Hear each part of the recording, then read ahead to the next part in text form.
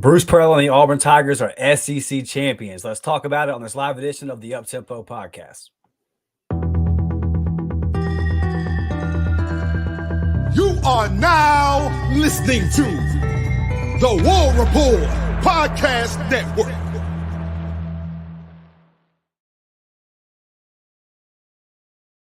What is up, Auburn family? I'm your host, Dustin Smith, joined as always by my guy, Blake Lane. And Blake, I thought we woke up today feeling like SEC champions, baby. I know I did. How about you, my guy? Yes, sir. Bruce Pearl and the Auburn Tigers, SEC champs.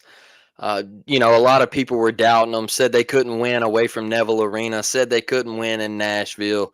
And the boys just went in and they did the damn thing, Dustin. People doubted them all year. They lost to App State and they lost on the road to Mississippi State. And, it was just, conversation about Bruce Pearl here.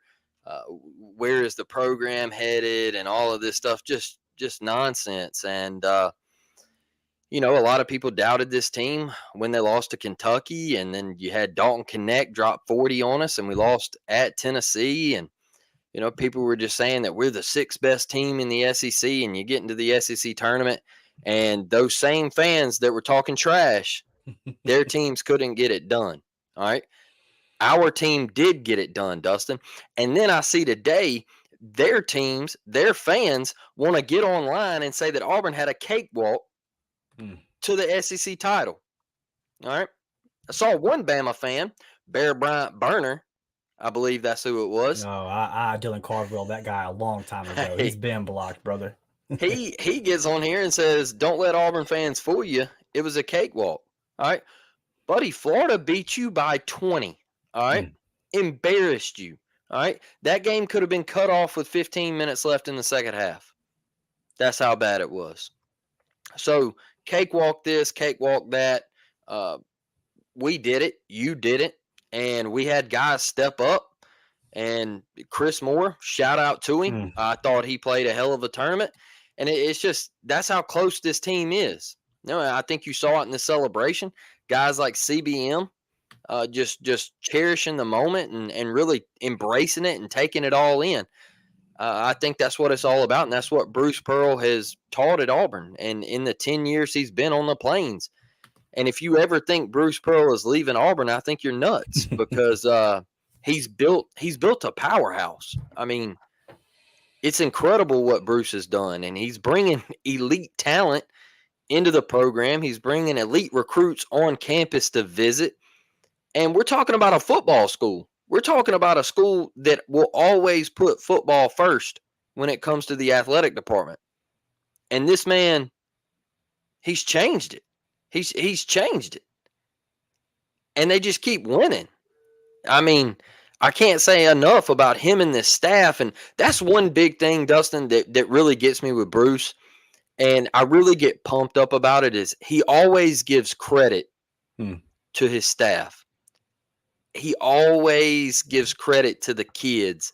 And it's fun to have a coach like that.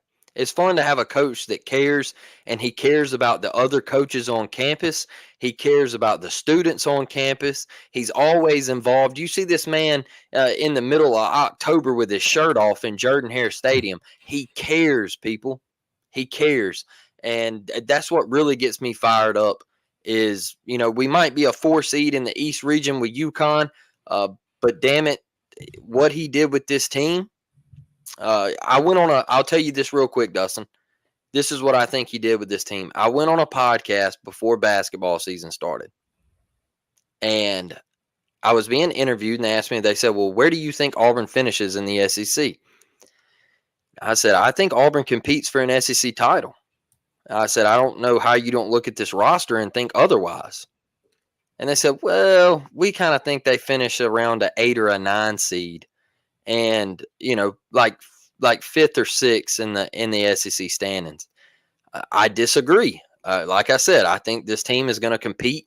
They're going to be in the top 4 of the SEC. They're going to be down the stretch in a competition for the SEC championship. And we missed out on the SEC regular season title. We were right there in the thick of things, but we made up for it in the tournament. And that is how much I believed in this program. That's how much I believe in our coach and our players, Dustin. I'm damn proud of Auburn basketball today. Yeah, it's hard not to be, and it's funny, as we sit here today, it's 10 years to the day to when Jay Jacobs made that decision. So shout out to my guy Jay Jacobs, bro, because that wasn't an easy decision to make at the time. Now it looks like the obvious decision. It looks like the layup, but it wasn't. He had to go to ESPN. There was a lot of stuff going on with the NCAA and Bruce Pearl. Obviously, everybody knows the situation in Tennessee. And for Jay Jacobs to go out and make that move and say, nah, we don't care about none of that. We're going to give the guy a second chance. And I think that Bruce has shown you when you talk about him being in Jordan-Hare Stadium with his shirt off in October, it's the buy-in, man. He's bought into the town of Auburn. He's bought into the fan base, the university. He wants to see everybody succeed. Mm-hmm. And so we love seeing him succeed, right? And when you see a guy care that much, I think it trickles down to the players, because looking at this weekend, Blake, I don't think there was a possession that a single player on our team took off. Yep. I mean, and it's been that way all year. It's why I was never freaking out after the Mississippi State loss or after the loss in Tuscaloosa. It's like, man, first off, close losses on the road are not worth freaking out about, especially in a league like the SEC this year. But these kids just compete, man. They compete every single minute. And like, there's going to be times in the game where the shots don't fall and things aren't going your way. And we saw when we played Tennessee, like, I thought we played good defense. Yep. Dude just put up 40, bro. Like, that's just going to happen some nights. But from start to end, bro, from game one to the SEC tournament championship, the effort from this team has been relentless. And why has it been able to? Part of it is the buy-in. Part of it is the head coach and the staff.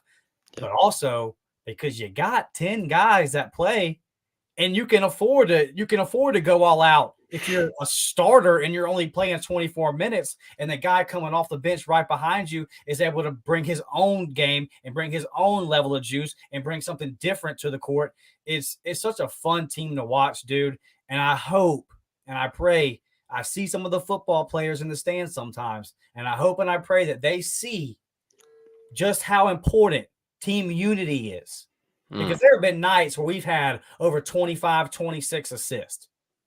You do that multiple times in a season, it's not an accident. Yep. It's everyone's bought into the mission. Everyone's okay. There was a game this weekend, I believe it was Friday night versus South Carolina, where Denver Jones looked like he was about to get going and didn't shoot again because he didn't have to. Yep. And Jalen shot the ball twice, and we won the game by plus 30.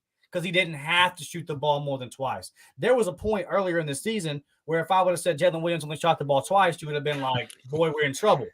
Yeah. But Chaney Johnson developing, rising to that next level as a player, gives Jalen the ability to, I don't have to do it tonight. Denver Jones finding his groove. CBN becoming the player that he is. I think in a lot of ways, him and Janai are kind of the heart and soul of the team. I talked about yesterday on Lobtown, a postgame, where I said, when I look at the 2019 team, something that they had on the wing was that Samir Dowdy, a wing out there that has a little bit of size, so he can defend the perimeter, but he can get to the hole. The mid range is available, and he can stretch the floor out and hit from the three. CBM and Samir Dowdy are the exact same player, but look at the personality. Look at the tenacity. Look at the way they play. And they also bring similar things to that three spot. So I think that's something that's kind of opened up the floor as well. Janai Broome this weekend, dude, like Blake, he gets MVP, man. And I want to take a quick look at his numbers because our guy, he just put in work. In 24 minutes, Blake, 24 minutes, 15.6 points, 2 blocks a game, 2.6 assists from the center position, and then 8 rebounds. Just kind of talk about Janai Broome, man, and the impact he's had on this team. Oh, man, what a leader. What a leader. Dustin, I don't know if anybody impacts their team more in the country. I really don't. I think Janai is everything you want as your team leader. The guy, he went and he tested the draft waters last year. He showed out, and they said, hey, here's some things you need to work on. You need to go back to school. You need to work on these, get better, and then come back and see us. One of those was shooting the 3 ball. And now Dustin, he's shooting it at a high level, and it's opening the Auburn offense up even more. His ability to step out and shoot the three, the spacing on the floor, his ability to dribble, drive, and get to the rim off of it, his ability to dish. That is my biggest thing with Joe Nye right now, man. You watch some of these passes, Joe Nye is seeing the entire floor, and he's just giving dishes, just silky smooth. Just, hey, big fella, dump it off, give me an easy bucket. I mean, guy got snubbed for multiple awards. And me personally, I think it's BS because I think he's one of the best players in the country. I think the SEC gets they get undervalued a little bit, and the players who play in this conference get looked down upon a little bit because we're not the typical, blue blood basketball conference. We're considered a football conference and all of that stuff. But Johni Broome has taken his game, even on nights where we're getting pounded on the glass. Man, you watch Johni Broome come out in the second half, and he's just a difference maker. He's getting nasty and dirty down there, man, and he's bringing that electric, tenacity in the paint. And I think him coming back this year was just one of the biggest additions to any team in the country. I can't say enough about him, Dustin. The dude he's him. He's him. And I saw on Twitter this year people criticizing him and, oh, where's Johni at? Oh, he's getting bullied down low in the first half. Where's 4 at? Where's 4 at? Man, I was on Twitter yesterday. Hey, feed 4. They can't stop him. They can't stop him. Man, you let him get down on that low post and he gets to that block, it's over with. It's over with. He's gonna hit you with the little baby hook, or man, his footwork has improved so much. He's just a force right now. And I don't think he's one of those dudes where we're not gonna get bullied in the postseason. We're not gonna go up against a Zach Edey, and Johni's not gonna let him bully him. All right. We're not gonna go up against somebody like that. Where we do get, in a physical contest, and we're just like, man, we're soft tonight. Like, we're soft. Nah, Johni, he don't care, bro. He's going to show you straight up, like, hey, I'm going to have to do what I got to do. And even if I do got to pick up a technical foul or whatever, if I got to foul you, if I got to foul the shit out of you, that's what I'm going to do. All right? Like, honestly. And he's going, if he's got to leave some blood out there, blood, sweat, and tears, that's what he's going to do. We're not getting bullied, bro. He ain't built like that. And that's what I respect about his game is, they talk trash and everything, but I think that gets him going. And I think Johni feeds on that. And he's a hell of a player, Dustin. I like I said, I can't say enough about him. He's just, his passing has picked up. His 3-ball is picked up. His footwork in the paint has improved so much. And I just think the growth of him as a teammate, and you see him, being vocal and leading the guys and everything, that's big for me, Dustin. So I think Johni's that dude, brother. Yeah, straw that stirs the drink. And when you talk about staying out of foul trouble, 24 minutes per game, it's kind of easy to do that. And then the emergence of Dylan Cardwell as well. So before I get into just kind of showing my love to Johni, I got to show love to our guy Cardwell, because Dylan has given Johni the opportunity to play freely, to play loose on the defensive end, because Dylan's able to come in and give us quality, solid minutes, man. There's really not a step off. At times this year on the defensive side, it may have even been a step up with Dylan coming in, with the energy that he's brought. And Johni's been no slouch on the defensive end, but it's just the ability that Dylan's game has raised so much from last year to this year. And it's really kind of allowed Johni to take that next step. And what is that next step that Johni has taken? Like you said, first of all, footwork, the passing ability from the big. When your 5 is now able to space the floor, he is able to shoot the 3. He is able to, we've gone ISO with Johni Broome at the top of the key, and let him just work and get to the basket. When you have a 5 that can do all those different things, the way the rest of this team is built, with a 3 like CBM who can do all kind of different things, man, it just opens up a world of opportunities. And that's why, like, when you look at this weekend in particular, I thought that Bruce Pearl was in his freaking bag at play calling.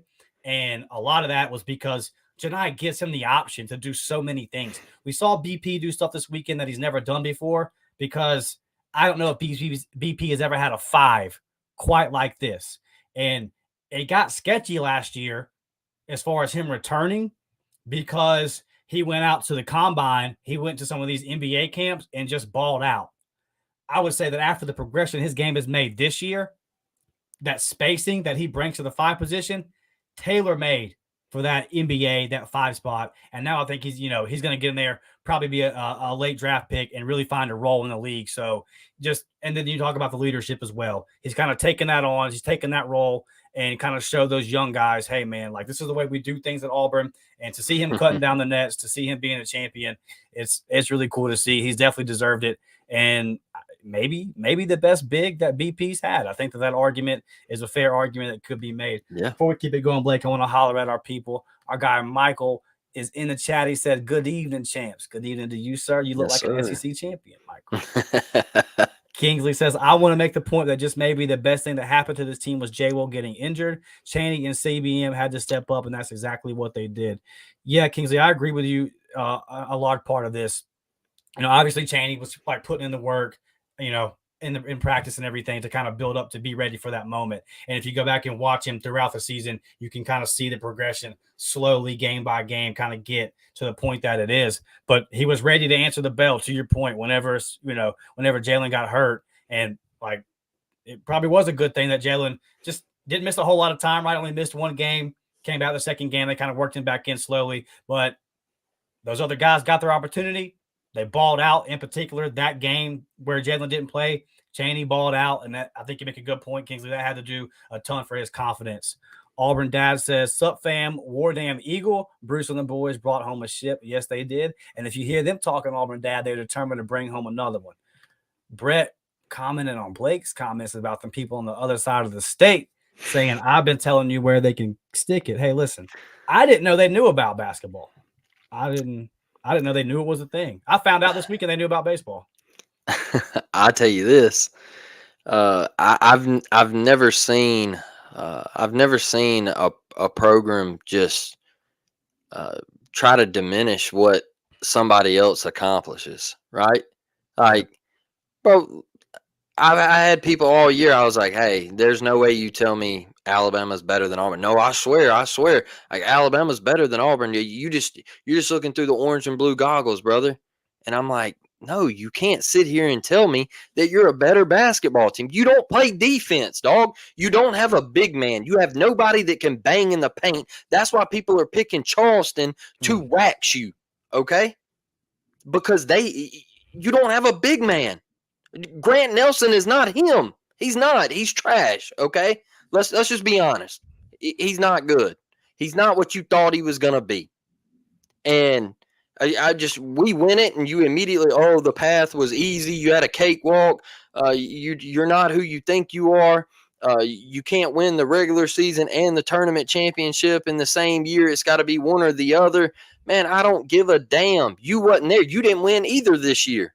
So pipe down, little boy. Like, that's it. Saying it's an easy route when a team that Auburn beat was a team that clapped you, like that's weird. Like, if it was easy, then why didn't you do it? Exactly. It doesn't, that's kind of a whatever. Listen, y'all know I get hell all the time for when Alabama accomplishes something, acknowledging the accomplishment, right? I get calls it Gump all the time for doing that. So it's silly. Like, you got, listen, if Alabama was to win this tournament, I would call them what they are, SEC tournament champs. They didn't. You did it. Don't act like you didn't want to win it. None of that crap that you're saying. You want to win it. Everybody wants a ship. Shut up. Let us have our moment. It's like Nate Oates. He's like, well, maybe it might be a good thing that we didn't win it because we got a couple of extra days of rest. Dog, don't sit here and play that card. You wanted to win it. All right. I don't want to hear the whole, we got a few extra days of rest and all that. Don't give me that. I don't want to hear it. That ain't it. You got clapped. Yeah. And we don't play till Friday, so there's plenty of rest there anyway. Thank you. Brad says, what's up? What's up, Brad? You're always here, brother. We're glad that you are. And then he says, Yeah. can't be so aggressive that they get in severe foul trouble during the tournament. Look, Brad, it hasn't been a trouble for Auburn all year. It just hasn't been a problem. The reason it hasn't been a problem is because if somebody gets 2 quick fouls, the guy coming in behind him can play the rest of the half. You don't have to worry about it. Yep. You don't have to worry about giving SEMO 20 minutes if you have to right now. Tell me somebody who's not playing their best basketball right now. Aiden? And I mean, he's not like he's not playing the way he was, right? Like he's not. I know he had some bad games, this weekend, but like it's not what it was. We saw him start to come out of it, as the season came to an end. Like who on this team is playing just terrible basketball right now? Who do you not really trust? Like Aiden's the one guy where you're iffy on. Everybody else is playing their best ball of the season, right? Yeah. Well, there's nobody. You don't get on the court if you're not bought into the defensive effort on the squad. And then Auburn Dad, who has been a member for 3 months today, we appreciate you, brother, saying Bruce and the boys won one ship, now gets to win the next. That's the message. And I made this point yesterday on the post game, Auburn Dad. Bruce doesn't talk like that every tournament. He didn't talk that way with Walker Kessler and Jabari Smith. He's talking that way right now for a reason. And he talked that way in 2019. And the reason he's talking that way is because he knows what it takes and he thinks that this team has a legitimate chance. So it makes me excited, Blake. I think he's talking that way because Denver Jones has come on and he's knocking down shots. Chaney Johnson has elevated his game. Man, when I saw Chaney go to the dribble, pull up, and fading away and buckets, I said, ooh, that's an NBA move right there. All right, that wasn't just no college basketball move. That's an NBA move. You jab step, go to the dribble, left hand, pull up, bucket. All right, that's NBA stuff. Like, not everybody in college basketball is hitting that shot. And Chaney's growth has been fun to watch, like magical. And I think that's one of the big pieces of this team. Another person that caught a lot of hell throughout the year is Chris Moore. Dog, Chris Moore, I don't ever want to hear another bad word about him. My buddy played his tail off. He's a scrappy rebounder. He's going to crash the boards. He's going to dive on the floor whether we're down 20 or we're up 20. He's getting dirty, all right? That's his game. He might not fill it up. He might not score 20 or whatever. But he's going to give you those hustle plays, and he's going to show up for this team. And I got to respect him for that, brother. I think he was a big, big piece to us winning this tournament. And I don't want to see any more SEMO slander. I think what he's done, look, this dude could have transferred. He could have transferred, dog. He could have went to somewhere, like he could have come right down here to Mobile, to South Alabama, like Turbo did a couple years ago. All right. And he could have started, and he could have played his 30 games in the Sun Belt and all that good stuff. But instead, he chooses to play 8 to 10 minutes a night on a winning program, a team that's going to go to the tournament and play in March Madness, and he accepted his role in an era where not too many kids do it anymore. So big shout out to him. That's a guy that has accepted what Bruce Pearl is preaching, and I can't say enough about him. I think he's a hell of a dude. If you go back to that 2019 run, I think of Danzel Purifoy. Yes. Who was called upon in certain moments, and every time he was called upon, he answered the bell. He never filled the stat sheet up on that run. But if you go back and watch the plays that he made winning plays on both ends of the floor. He dove and got the loose balls when we had to have them. That's the way I see SEMO playing right now. If he can give us that, man, it just gives us a whole nother element that makes this team that much more dangerous. He's catching the ball when he's not hesitating. I mean, I remember a play. I don't remember the opponent, but in the regular season, he got an offensive rebound, had it, and just started to go up and hesitated. Literally looked left, looked right, hesitated, got swatted. Yep. He's not doing that right now. He's catching it, feet set, square with the shoulders, bang, confident. Gets the offensive rebound. He goes right back up and finishes it. He's confident in everything that he's doing, and to see SEMO get to that point on the offensive end, dude, it's really hard to not look at every part of this team and feel like things are going the right way. Blake, I got to talk about my guy. There was a point in the game where it started getting hairy, where Florida started coming back. Somebody steps up, makes a big three, and then gets a steal, gets the assist in transition.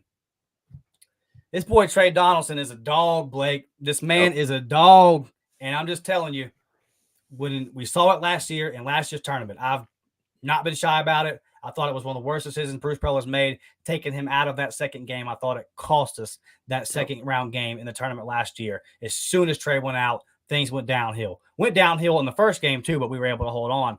And I just think that Trey's built for these moments, man. I think he's built for these moments. And he's not going to back down. He's not scared to take that shot. He's not scared to take that three. He's not scared to go to the hole and take on two defenders if he has to. You know that the IQ is there. You can trust Trey to 9 times out of 10 make the right play. And I got to say this. You talked a little bit about certain people in the media not looking down on SEC teams because they're from certain regions of the country. This thing that I saw today, that Trey Donaldson is not athletic enough to guard Yale's guards.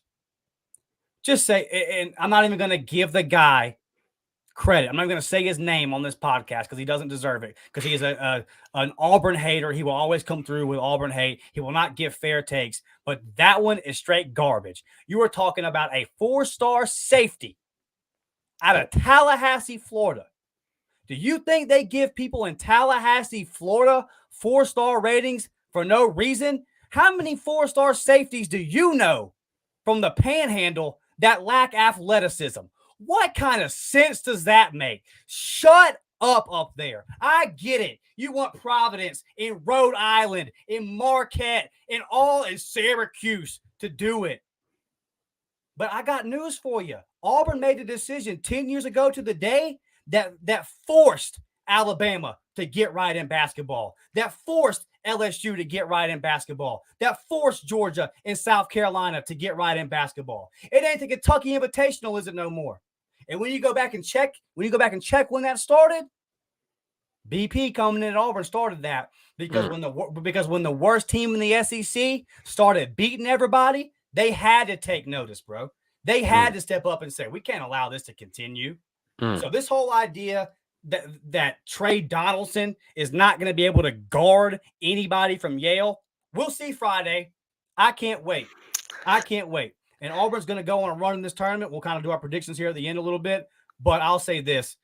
Trey Donaldson is going to be a big part of it. And I would bet that we're going to get in a tight game, Blake. We're going to be in a tight game here in this tournament. We're going to be in a tight game this weekend, I would assume. Probably that second one. Maybe the first one. Don't want to overlook anybody, right?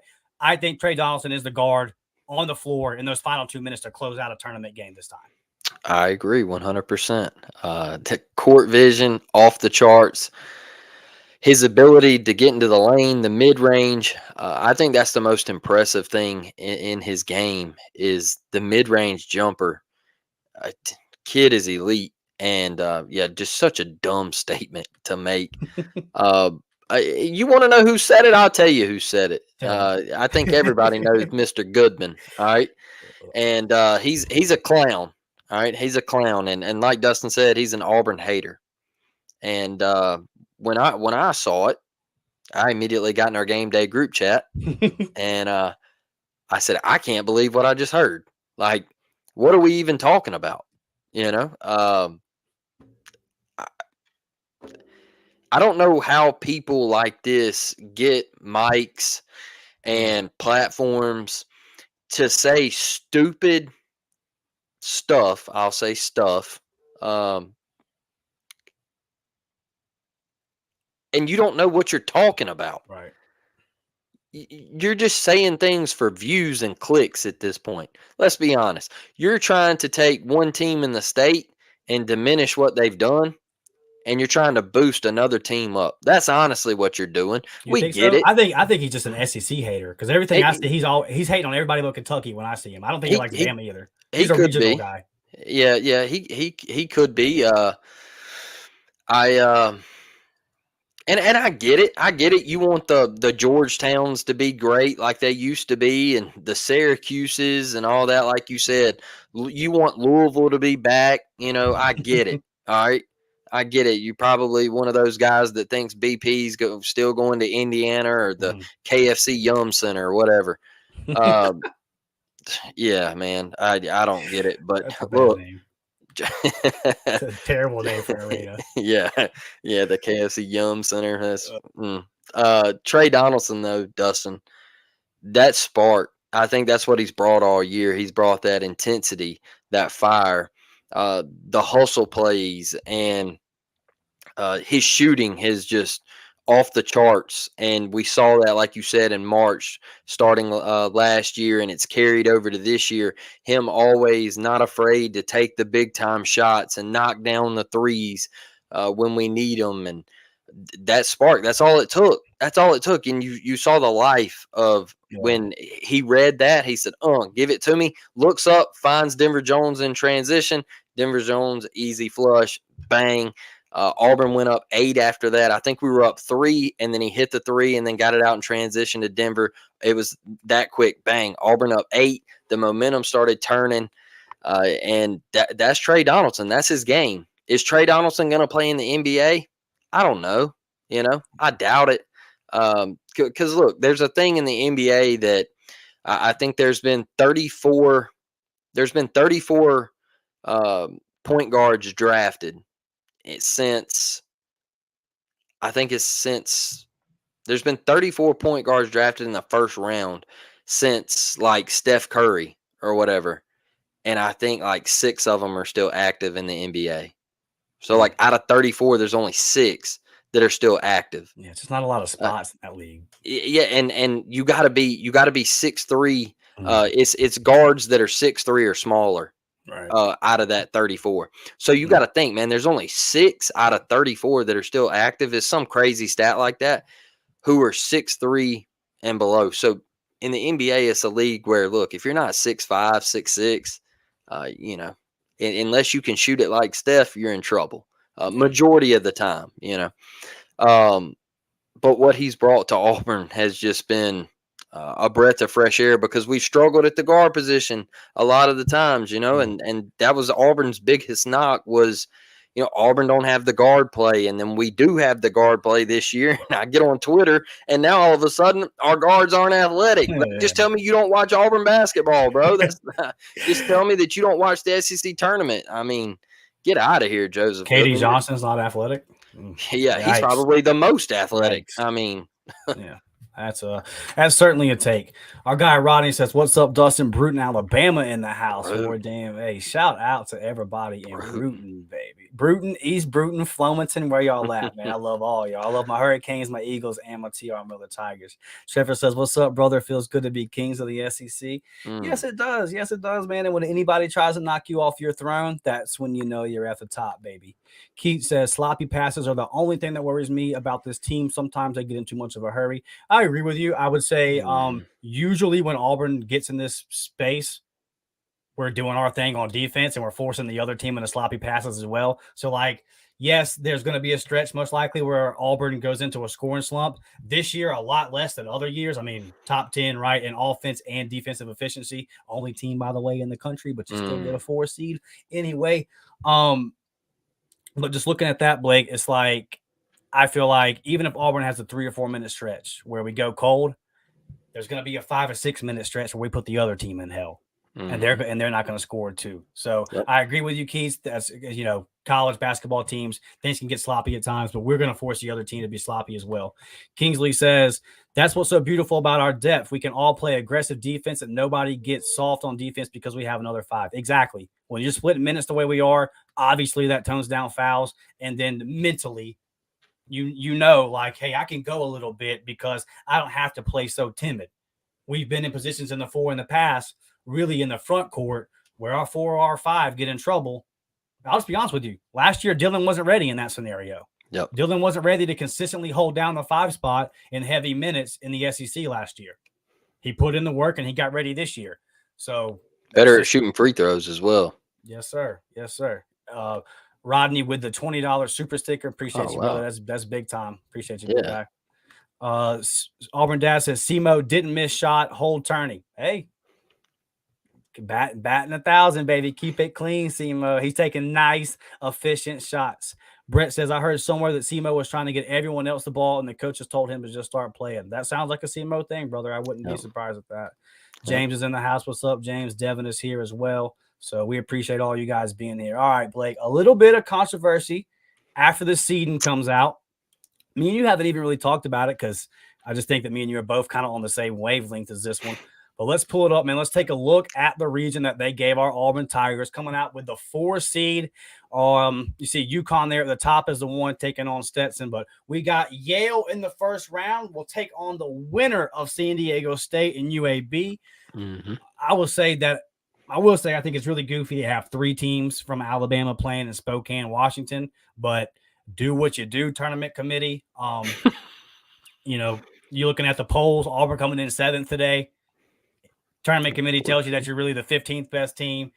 I don't really know what the criteria is. Michigan State getting a 9 seed at 19 and 14 really made me giggle when I came across that this morning. I said, "Oh man, Virginia making the tournament."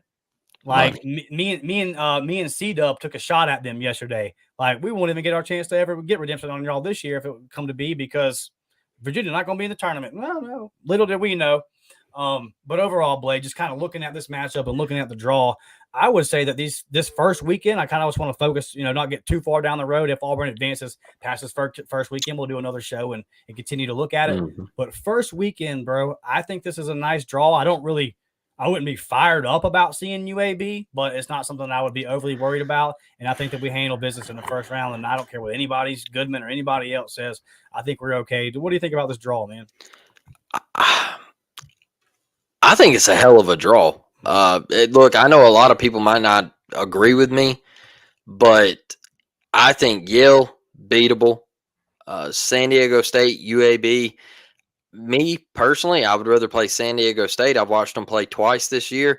They are not good on the offensive side of the ball. They're not. They play good defense and everything like that. We saw them make their run to the championship last year to play UConn, and they got blasted. But I don't think that team this year is as good as it was last year. And I think UAB might get them. I think that might be that 12-5 upset right there, one of them. UAB's got some shooters, man. They got some athleticism over there in Birmingham, brother. Like, They got some dudes. I watched them play yesterday, and that's a talented bunch. And they play team basketball. They pass it around until they find the open shot. Got a bunch of high flyers over there. Get out in transition. They're really, really good, man. And so I wouldn't be nervous to play them, because I think Auburn can beat, win both of these games this coming weekend. But obviously everybody wants to look at UConn. And look, you get me to the Sweet 16, and we've had a whole week to prepare, Dustin. That's all I can ask for. All right, you get down to the best 16 teams in the tournament. That's all I can ask for. And you give BP and this staff a week to look at UConn and see how we're going to attack them, and, how they might attack us or whatever. That's big boy basketball. That's big boy basketball. And I think I don't understand the whole. Here's one thing I haven't gotten all week is I hear Auburn fans say, "Man, I sure don't want to play that team. That Florida, I don't want to play Florida. I don't want to play Florida." Hey, bump that. All right, bump that. Get it out of here. I'm tired of hearing it. All right, I don't give a piss who we play. All right, bring on. You want to be the best, dog? You gotta beat the best. Period. End of story. Give me whoever. Give me Kansas. Give me UNC. Give me Marquette, whoever, Illinois. I don't care, Dustin. Bring them all on. Let's go. This is a 6-game tournament. Everybody starts 0-0. All right. All this crap about, oh man, that team's hot. I don't know if I want to play them. I don't think that's a good matchup. Please don't give us Samford in the first round. What are we doing? Do we not believe in this basketball team? Do we not believe everything we've accomplished this year? All right. Do we not think that we can win against UConn? I think we can. I think we can. I mean, it's just, oh, well, we made it to the Sweet 16. Season's over. All right. But then 2 years ago, when we were the number 2 seed and we had gotten to the number 1 first ever ranking in school program history. All right. It was, oh, this draw's a cakewalk, bro. We get Miami in the second round. We're about to blast them, bro. Like, this is cakewalk. Final Four, here we come. Everybody, get your tickets. We're NOLA bound. We're NOLA bound. All right. I had tickets to that Final Four. All right. My birthday was Saturday. All right. My birthday's right around March Madness. I had tickets to that Final Four. Guess who wasn't there? All right. Auburn. Because remember, it was a cakewalk. Oh, it's a cakewalk, man. We got Barry and Walker. And I'm telling you right now, dog, like, it's over with. But now this year it's, oh, well, Sweet 16. We got to play UConn. Oh, all the pressure's on UConn. And I look at this first weekend. I'm sorry. Joseph Goodman can say what he wants to. Yale is not as athletic as Auburn. I'm sorry. I don't know what he's on.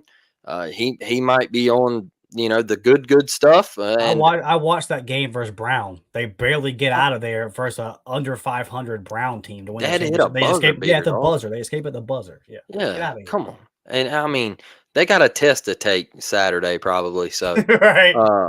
Right. I don't think. I'm not worried about the Yale. Obviously, we don't want to overlook anybody. Because it is March and crazy things do happen, I think Princeton knocked off somebody in the first round last year, if I'm not mistaken. But I think we beat Yale, and I think we win that round of 32 game, and I think we find UConn in the Sweet 16, Dustin. I'm just tired of hearing I don't want to call it negativity, but it's just have faith, man. Have trust in this team. Believe in the guys. These ain't just some bums, bro. Like, we're good. We're good. We got the best coach in the SEC. I would say that, like, people don't want to play us. If you were another team and you saw us in the bracket, you should be going, oh man, I don't want to deal with that. On Auburn Dad saying it was Penn that got a first round win last year from the Ivy. Yeah. Listen, to the point of the seeding and all that, there's a reason why, if you follow me on social media or, you've been watching us talk about basketball this year, I haven't really focused on seeding. It's not something I care about because this tournament is named Madness for a reason. Yep. And this part I'm about to say it's not right. And you can make a whole nother argument about why it's not right. As long as Bruce Pearl's at Auburn, we're going to get the short end of things. We've seen that. And to Blake's point earlier, I think it's kind of conference focused. You go back to the investigations that kind of happened. Will Wade had to go out. Auburn had to suspend guys and vacate and all this kind of stuff. Bill Self didn't get like a game or some crap. Like, they're obviously very selective in the way they do stuff, and we all know that. It's all know that. Exactly. It's money. Everybody gets it, and we'll just let it be what it is. I mean, it sucks, but I've just accepted that part. And also, I don't think it's a big deal. Like, the difference between a 4 seed and a 3 seed to me is nothing. And to the point of, like, you got to play UConn in Sweet 16. You're not gonna avoid good teams in this tournament. You're gonna see them. I'll in the end, I'll give my shout out to the women's team. That's who got kind of shafted. Like, that's kind of a real screw job right there, making them play an extra game. But as far as us, like, you don't want to see this Auburn team. You don't want to play this version of Janai Broome. You don't want to play this version of Chaney Johnson. You don't want to play this version of CBM. You don't want to play this version of Bruce Pearl, man. Like, Bruce Pearl hot right now. The way, like, Sean McVay was a couple years ago in the NFL, just dialing up plays that for 2-3 seasons no defensive coordinator could stop. BP's in that spot right now. He is doing stuff, these Iverson cuts, off the flex cut, man, he's doing so many different things. And again, he can put Janai in the ISO at the top. That just tells you there's so many things that can happen. And I see somebody in the comments pointed out that what they want to do, what opponents are going to want to do to our guards here. Our guy, Doug Dozier, says, to beat us, you have to crowd up on our point guards. I agree with this. I would say that Trey is physical to handle that. You have Denver Jones, who can handle the ball at 6'4", and he's really shown his ability to get to the hole. And having a guy like Janai, who if my point guard can get the ball to half court, we are running sets with Janai, starting them off with the ball at the top of the key.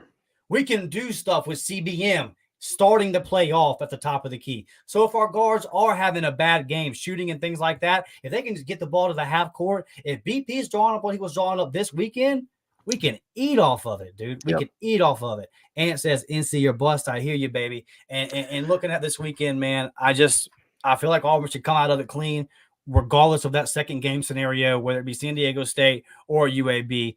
I just like our chances. I think that this team is built for March, and this tournament is called Madness for a reason. It's earned it. Y'all know that come Thursday and Friday, you're going to have all your TVs going, and you're going to be flipping back and forth because there's going to be 3 or 4 games that are all coming down to the wire. Yep. I remember back in the day, George Mason making a run to the Final Four, Florida Gulf Coast going on their magic run like every year. Remember the Peacocks, hey, they're set to do it again this year. Y'all, I'm pulling for y'all to take down Tennessee, baby. Look, this tournament's crazy, man. So we can get got, and we can get somebody else. So that's why I'm just not going to be too much on that train, because I think this team is built for it. I kind of expect the screw job, and I don't think it was that big of a screw job. Should we have been a 3 seed, maybe a 2 seed? Sure. But my point is, like, how much does that ultimately matter in the grand scheme of things? I don't think it does, because of your example exactly of when we were the 2 seed. But we all knew going into that tournament, we weren't playing good ball. And we got bounced in that first round of that SEC tournament, and we knew we weren't playing good ball. And we didn't play that great versus Jacksonville State in that first round. We knew we weren't playing good ball, and then we came up against a Miami team that got us. But how was that Miami team built? With depth, guard play, and veteran leadership. Veterans across the board, and that's what this team has. So that's kind of something I think we should be excited about. Our guy, Brett Blake, I ain't got it in me. My Red Bull is empty. Okay, I done drank it all. Been doing some other pods today. But Brett says, Blake, he's on Ric Flair, the styling, profiling, limousine riding, jet flying, kiss stealing, wheeling and dealing, son of a gun. If you want to be the man, you got to beat the man. Yes, Hit sir. with that War Eagle and that, woo! Let's go. Hey, Brett. Ric Flair, baby. Hey, that's it. That's what I'm talking about, man. That's that energy you gotta have. What's the difference? Tell me what's the difference. All right, you want to play UConn in the Sweet 16, and that first game after a week off, or you want to play them in the Elite 8? Give us a 3 seed and play them in the Elite 8, and they just got done playing a game. They're hot. They've played on the rims already. All right, I'd rather catch them in that first game in the Sweet 16 when we're playing on new rims. Maybe they ain't used to them. They hadn't shot on them. You never know, man. You never know. I'd rather get them in that first day. That 2019 run, Blake. Did we not slay every Goliath that the college blue bloods could ever throw at us? Give me Kansas. Give me North Carolina. Give me your Kentucky. We slayed all the beasts. So you remember going into that UNC game, the pregame, Chuck was just like, hey, man, like, I'm riding with Auburn, and everybody was like, Kenny was sitting there, Kenny the Jet Smith. He was like, hey, come on now, baby. You know it's Tar Heel Nation, obviously, because he went to North Carolina. But everybody else on the table was like, oh, it's North Carolina. It's North Carolina. And Chuck was like, nah, bro. Like, Auburn's got them. Like, Auburn's hot right now. And bang, nobody expected Auburn to beat North Carolina by 20. All right. It's like Dustin said, it's madness. Me personally, I told you I'd rather catch UConn that week off. Let's get there. Let's play them. We're playing on new rims. You never know. Hey, look, there was teams at the SEC tournament when they were playing the first game of the day. They said, hey, look, we need to get on these rims because they're tight. All right. The ball we ain't getting a shooter's roll or anything like that. These rims are tight, man. Like some of these shots, it's like playing on a double rim. All right. Yeah. You gotta put it through the nylon, dog. And if you touch rim on a double rim, you're missing. And that's what I mean by that. Do you give them a day? Do you want them on that second day in the Elite 8? Like, you're going to have to play them regardless, bro. Right. So why are we, it is what it is. You're going to have to beat somebody in the tournament, Yeah. And say that a team say that one of those teams come up and beat UConn. I don't think it'll be the first round matchup, but say somebody gets them in the second round. FAU. Yeah, say FAU gets them. Then are we in the Sweet 16 looking at FAU like it's a blow by? Like, no, they're not because they just beat UConn. So, like, whoever you play, whoever you meet, the farther you get is playing good basketball and is ready to go. That's just the nature of the tournament, man. Let me tell you something real quick. All right. Perfect example. Last year, Alabama, #1 overall seed, going into the Sweet 16. Who'd they play? San Diego State. All right. I'm in a group chat. Got a couple of Alabama buddies in there. Guess what the feeling was in the group chat? Oh, dog, we got San Diego State. I said, hey, don't look past them. They play defense. All right. I said, they can't shoot it that great. All right. They're really bad offensively.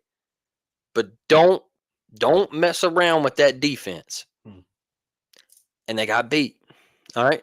So, do you think San Diego State's fans were sitting here going, damn, man, we got to play Alabama, man. Right. We got to play Alabama. We lost. No, man, it's madness. It's madness. Yeah. Enjoy it. Auburn Dad says me and Dustin reading each other's mind. Hey, we appreciate you. And look, if you want to be like Auburn Dad and you want to see what these memberships are all about, he celebrated his 3-month anniversary today. Blake, what can the people get, man? Get over there. Look at that JV squad, $3.99 a month. We will be doing member shout outs, early access to videos, priority reply to comments, all of that good stuff. And if you want to bump up for that $5.99 a month, that varsity squad, get in that game day group chat, the recruiting update videos with Dustin.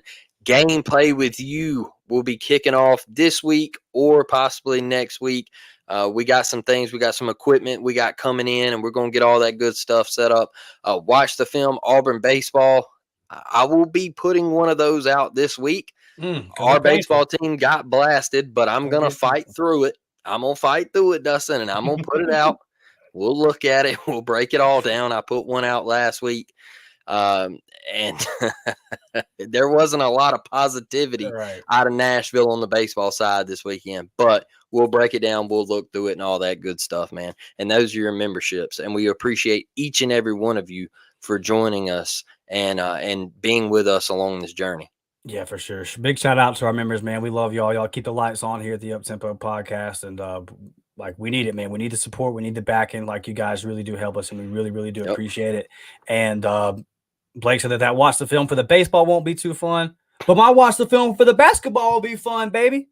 Hey, when we do the watch the film for the basketball, I promise you we will be barning hard. So click that link in the description. Check out our sponsor of today's show at the Barner Supply Company. Our guy Matthew over there doing big things, baby. He's got all kind of fresh gear. I got the shirt right here, Blake. I wore it on Championship Sunday. Yes, sir. You know, everybody knew what I was going to do, baby. I woke up. I was ready to barn. That's what we do. So go check it out. That video link is in the description. Click on that. Go check them out. Also, thewarreport.com if you're interested in some up-tempo merchandise.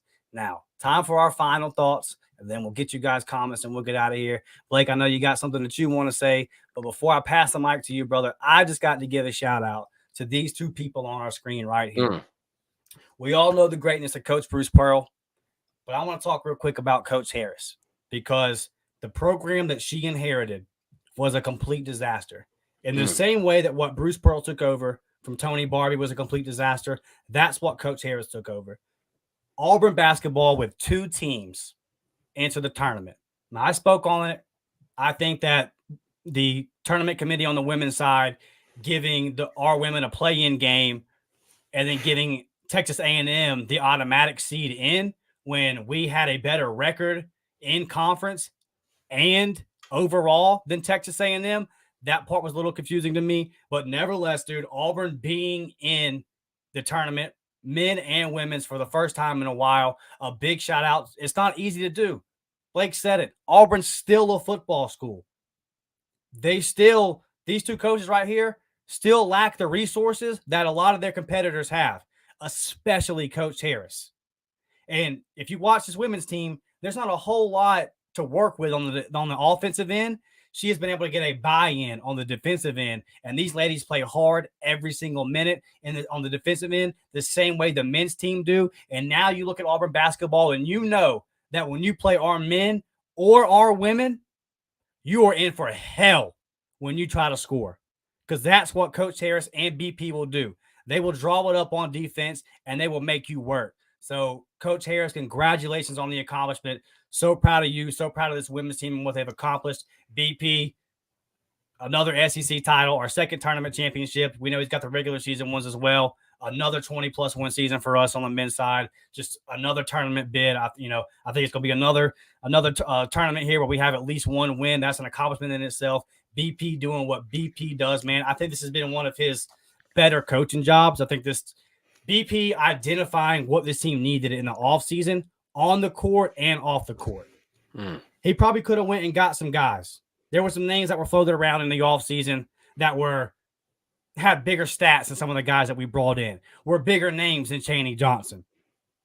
But I'm here to say maybe Bruce brought some of them guys in on visits and said, you know what? I just had a team that necessarily didn't get along the best. I need a group of guys that are going to buy in and play this way. What you saw Sunday started way back in the offseason. Bruce Pearl built this thing way back in the summer. Last year when the season ended, Bruce put this thing together on the court, off the court. He had a grand vision. He had a master plan, and it all kind of came together to win us an SEC tournament championship. And I don't want to hear anything about this road because South Carolina's in the SEC tourney, Mississippi State is in the SEC tourney, and Florida's in the SEC tourney. We beat 3 tournament teams in the weekend. So Auburn men and women's basketball, man, what's going on at Neville Arena? We're doing big, big things. I love both of these coaches. Shout out to both of these coaches and both of these programs, the players, the assistant coaches, the recruiting staffs, everybody involved in the athletic department, everybody involved in getting Auburn basketball to where it sits March 18th, 2024. Love you. Appreciate you, man. It hasn't been easy to do. You've had to put in a lot of work. And for everybody that has done that, I sincerely, from the bottom of my heart, thank you. Good stuff, Dustin. I like it, man. I really do. Big shout out to the women's team. They had a heartbreaking loss at Alabama, and a lot of people thought that they wouldn't make the tournament after that, and they rebounded and they found a way to get in. They had a big game against Arkansas in the women's tournament, and they beat them, and that really pushed the envelope for them to get into the tournament. And congrats to them, brother. Congrats to them. I liked what you had to say there. Before I get on my thing, I just had something that March Madness posted for all of the we got to play UConn haters when we get to that point. If we get to that point, if we make it to the Sweet 16, if they make it to the Sweet 16. I just wanted to point this out real quick. 2003, the last 10 number 1 overall seeds. 2003, Alabama lost in the Sweet 16. Gonzaga, 2022, lost in the Sweet 16. Gonzaga, 2021, lost in the national championship game. Duke, 2019, obviously there was no 2020 season due to COVID, lost in the Elite Eight. Virginia, 2018, lost in the first round. Sorry, my wife just texted me. Villanova, 2017, lost in the second round. Kansas, 2016, lost in the Elite Eight. Kentucky, 2015, lost in the Final Four. Florida, 2014, lost in the Final Four. Sounds like a bunch of losses to me. That's what I got from it. All right, that's what I got from it. I don't know about anybody else. All I heard right there was a bunch of L's. All right, so all this stuff about we can't beat UConn and all this stuff. All right, we'll worry about it when we get there. If we get there, if they get there. So, for my final thoughts tonight, let me text my wife back real quick, Dustin. And Daniel, we agree with you. He says Auburn's got to beat Yale first. We definitely got to get there for sure. Exactly. It's a one game at a time thing, real quick. So, my final thoughts tonight is our coach gave an emotional speech in the post game with Marty Smith from ESPN, and Bruce was crying, and he said, "Hey, I lost my dad. This is what this moment means to me. I lost him in August, and when it comes to sports, every guy out there knows how much your dad means to you, right? Like growing up, man, it was always you and Pops, like out in the yard, shooting hoops. Me and my dad, we played horse. All right. Like that was our game in the driveway. Like I could never beat my dad in horse, dog. Like never. And it used to frustrate the piss out of me. All right. But it was always you and Pops. And so that bond was there, man. That connection was there. Even though we're always mama boys and all that stuff, like we love on mama, that connection with our dad is still there. And Bruce, he was emotional yesterday. And you could see the tears flowing down his face. And when he started talking about his dad, he was just saying like, hey, he was the biggest Auburn fan I knew. He was the biggest Bruce Pearl fan I knew. And he loved these kids. And he, like he said, we didn't have much, but we had enough when I was growing up. And he was like, and my dad was tough on me, so I'm tough on these kids. And I just want to teach them the same thing that my dad taught me. All right. So what leads me to all of this is I get on the internet yesterday and I see a clip on TikTok of Barstool Sports watching the SEC tournament live stream like Dustin and myself do. All right. Dustin live streams basketball games. I do baseball. We're just sitting here on a screen. We're talking about the game and all of that good stuff, right? Barstool does that. All right. They're all sitting in a room. They're all shooting them, whatever you want to call it. And they're cracking jokes and having fun. Well, Brandon Walker, who is a Mississippi State fan and one of the big Barstool college football people, who constantly gives out shit takes. I'll be honest with you. I don't like him. I think he's trash at what he does. I don't like it. All right. And as they're all watching it yesterday, Brandon Walker says, why is Bruce Pearl crying? Are we really just sitting here crying over winning an SEC championship? Is it that big of a deal? Like, are tears being shed over an SEC title? This isn't a national title. It's an SEC title. With him having no idea what was coming out of Bruce's mouth, he immediately started wanting to make a joke out of it. All right. And I get it because that's what Barstool Sports is. It's a joke. All right. The whole company is a joke. The only thing you're good at is pizza reviews, dog. And that's the owner of your company in Dave Portnoy. I mean, he's single-handedly carrying the company because that's all you got. All right. But big props to Big Cat for being in the back. And he said, why are we doing that? Like, you don't know what Bruce is going through. Like, you don't know what kind of day he had, what happened in the locker room before they hit the court. You don't know anything that's transpired. Like, you don't have a clue. And Brandon Walker was like, well, it doesn't matter. Like, he's sitting here crying over winning. No, Brandon Walker, your problem is that we waxed your ass the day before. Okay. That was your problem because you're a Mississippi State fan, dog. You will never be anything. You aren't anything. Your school's terrible. All right. You never compete in the SEC. You're a bottom dweller. You're not good at anything. And that's just facts. That's just facts. That's the whole reason you were mad is because you got to the semifinals of the SEC tournament and we waxed you, dog. You got waxed by Bruce Pearl. So you wanted to try to make a joke out of something where our coach is sitting here talking about his father who just passed right before basketball season. The biggest thing that they shared together. He passed right before basketball season. And you're out here trying to make a joke about it, dog. I don't agree with it. I think that's clown. I think it's a clown move. I think it's a joke. And I don't stand for any of that, man. Like, I don't think it's cool, like Chad Baker sitting up against the scoring table, calling his mom and everything, saying, hey, Mom, I made it. You don't know what Chad Baker Mazara went through. All right, to get to this, he was playing JUCO basketball last year, and everybody's like, "Oh, this is the most cringy stuff I've ever seen in my life." Auburn is the most cringiest basketball team I've ever seen, bro. Chad Baker was on his last mark. All right, because once you go to JUCO, a lot of people, trust me, I played JUCO baseball. You never get heard from again. It's a struggle. You ride a 15-passenger minivan to games. Like, dog, you don't know the struggle of JUCO if you ain't never done it. You get freezing ice cold sub sandwiches, dog, before games, and after games you get thrown a Capri Sun and everything like you're in elementary school. You don't know the struggles of JUCO. And that man was at JUCO. He was on his last shot.